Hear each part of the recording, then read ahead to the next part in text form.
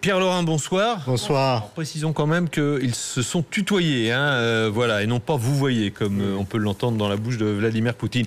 Est-ce que l'on peut parler de diplomatie parallèle quand on analyse les propos et que l'on regarde ces images avec une mise en scène soignée? On a quasiment l'impression que c'est une visite officielle. Bon, diplomatie parallèle, pour cela, il faudrait réellement qu'il y ait des négociations diplomatiques qui soient menées. Ce n'est pas le cas. Ce sont des propos, des déclarations d'intention dans un futur. Il faudrait que, c'est le yaka, je crois qu'on est plutôt effectivement dans le registre traditionnel des chefs de l'opposition qui rendent visite à un autre pays. C'est assez courant, c'est assez régulier. L'année dernière, Nicolas Sarkozy était déjà à Moscou. Les circonstances étaient différentes. Aujourd'hui, nous avons la crise syrienne. À l'époque, nous avions la crise ukrainienne. Il n'y a pas de grande différence. Du point de vue du Kremlin, il y aurait réellement eu une volonté d'asseoir une diplomatie parallèle éventuellement si Nicolas Sarkozy avait été reçu au Kremlin. Là, il est reçu dans la résidence officielle, oui. Non pas privée, mais oui, officielle, mais comme la lanterne pour le président de la République, c'est l'endroit où il fait des rencontres internationales plutôt loin des caméras, même si les caméras sont présentes, mais ça n'a pas le même faste qu'une réception au Kremlin. Donc, diplomatie parallèle, il est vraisemblable que ce qui s'est joué aujourd'hui, c'est d'une part, pour Vladimir Poutine, le fait de recevoir un ami, quelqu'un qui va lui apporter, qui va apporter de l'eau à son moulin. Pour Nicolas Sarkozy, le fait de se mettre en scène pour 2017, d'une part, mais également éventuellement pour après 2017. Et Nicolas Sarkozy, justement, est-ce qu'il a raison de prôner un rapprochement avec la Russie, qui est devenu un acteur incontournable dans le dossier syrien, dans le dossier ukrainien? Je crois que tout le monde actuellement en Europe est sur cette ligne, sauf la Pologne, les pays baltes et un peu le Royaume-Uni, qui est en train également de changer un peu d'optique. Ceux qui s'opposent d'une manière très, très nette, c'est plutôt les États-Unis. Et encore, ils sont obligés maintenant de mettre un peu, justement, à cause de la crise syrienne, ils sont obligés de mettre un peu d'eau dans leur vin. Il y a une évolution. Ont encore été levées contre la Russie. Non, bien entendu, mais on sait très bien qu'elles ne seront pas prorogées, puisque les accords de Minsk fonctionnent. Puisque les accords de Minsk, maintenant, il est clair que la Russie n'avait pas toute la responsabilité des retards, que l'Ukraine a sa part également. Donc, les torts maintenant sont partagés. Par conséquent, les sanctions... c'est-à-dire que nous sommes 28 au sein de l'Union européenne. À 28, il est vraiment très difficile de prendre des décisions. Donc, il y a certains pays qui s'opposent à la levée des sanctions, qui sont, je l'ai dit, la Pologne, les États baltes, un peu le Royaume-Uni. D'autres sont tout à fait neutres. Ils ne vont ni dans un sens ni dans l'autre. Et puis d'autres sont très fortement pour la levée des sanctions.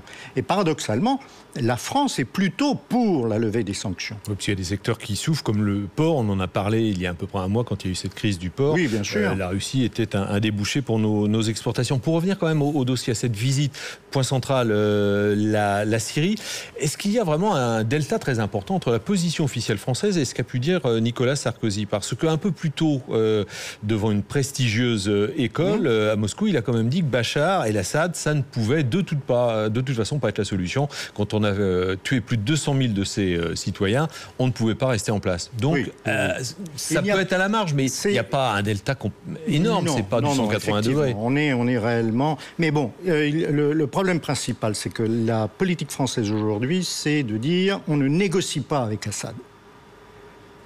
Assad doit partir, il doit partir tout de suite. Et ça, d'une manière réaliste, c'est très difficile. Et Poutine gagne du temps, lui. Poutine gagne du temps, mais Poutine, depuis le départ, la Russie, depuis le départ de la crise, la Russie est partisane des accords de Genève qui avaient été établis pour essayer de trouver un compromis entre l'opposition et le gouvernement. C'était en 2012 et ce n'était pas allé très loin. Mais aujourd'hui, la Russie se trouve toujours elle fait toujours référence aux accords de Genève. Là, la Russie est en train de prendre langue avec l'armée syrienne libre, qui est la principale force armée d'opposition modérée, comme on l'appelle, les choses semblent être en train de se mettre en place. C'est-à-dire que la solution du départ d'Assad, une fois que le problème de l'État islamique est réglé, semble partout dans les tuyaux. Il pourrait y avoir donc, ça ne le gênerait pas de constituer au sol un front entre l'armée libre syrienne et puis toutes ces milices chiites qui viennent soit du Liban, soit d'Iran. Je crois que c'est l'un des buts. C'est envisageable. Oui, je crois que c'est l'un des buts de la Russie aujourd'hui, c'est d'essayer de fédérer tout le monde, y compris les peshmerga kurdes, qui eux, parce qu'on dit les Russes n'attaquent pas les cibles de Daesh, ce qui est faux, ils attaquent les cibles de Daesh, mais également celle du front Al-Nusra. Le problème, c'est que le front Al-Nusra est défendu plutôt par l'Arabie Saoudite, qui est notre copine. Et qui est lié à Al-Qaïda. Et qui est lié à Al-Qaïda, bien sûr. Le front Al-Nusra, c'est Al-Qaïda en Syrie. En revanche, ce que l'on ne dit pas, c'est qu'un autre de nos alliés contre Daesh, c'est-à-dire la Turquie, au lieu de bombarder les cibles de Daesh, elle bombarde les peshmerga kurdes parce que c'est leur ennemi traditionnel. Donc, en fait, c'est un jeu de miroir infini, un peu comme l'ancien espion britannique James Angleton disait à propos de l'espionnage, c'est un jeu de miroir infini. Eh bien, c'est exactement cela. C'est-à-dire que quelle que soit la position que l'on adopte, on trouve le bon et le mauvais au sein du même camp. C'est assez curieux. Mais il faudra bien que l'on trouve des solutions pour lutter finalement, pour éradiquer le problème de Daesh. Pour en revenir à la visite de Nicolas Sarkozy en Russie, son regard sur Moscou a changé. Avant son élection en 2007, il avait multiplié les critiques contre l'action de la Russie en Tchétchénie. Il avait reproché à l'ancien président Jacques Chirac d'aller, je cite, serrer la pogne de Poutine. Les temps ont changé. Oui, bien sûr. D'une part, il y a beaucoup d'eau qui a coulé sous les ponts de Moscova. Oui, et sous la Seine également. Sarkozy a été président. Il a été contraint de voir la situation réelle. Et il a trouvé, à mon avis, à l'époque, une solution qui n'était pas très mauvaise, c'est-à-dire que la France devait être une passerelle entre les États-Unis et la Russie, au moment où se mettait en place la politique que les Américains ont appelée le reset, c'est-à-dire relancer la détente.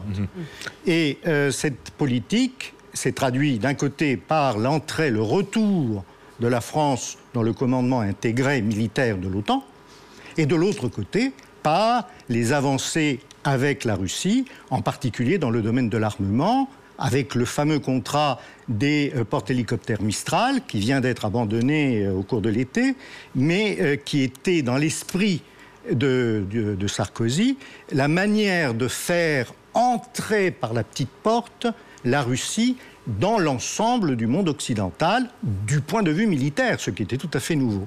Un dernier point, il nous reste une petite minute pour revenir à la situation en Russie. On sait que la Russie est en récession pour de multiples raisons. Combien de temps la population qui souffre peut supporter cette situation? Alors est-ce que c'est une question superflue parce qu'on connaît la mentalité des Russes qui peuvent résister, on l'a vu durant la Deuxième Guerre mondiale, à des épreuves terribles, ou bien est-ce que les mentalités évoluent aussi en Russie et qu'il va falloir peut-être donner du pain et des augmentations de salaire aux Russes? Je crois que le problème ne se pose pas exactement dans ces mêmes termes, parce qu'il y a eu un phénomène concomitant qui est très intéressant, c'est que la baisse du cours du rouble a correspondu à la baisse du cours du pétrole. Or, ce qui fait que le budget de la Russie est resté à peu près stable. En revanche, la récession, elle est réelle. Mais elle n'est pas au point d'affamer tout un peuple. Donc ça ne bougera pas. Merci Pierre Laurin d'avoir été avec nous ce soir.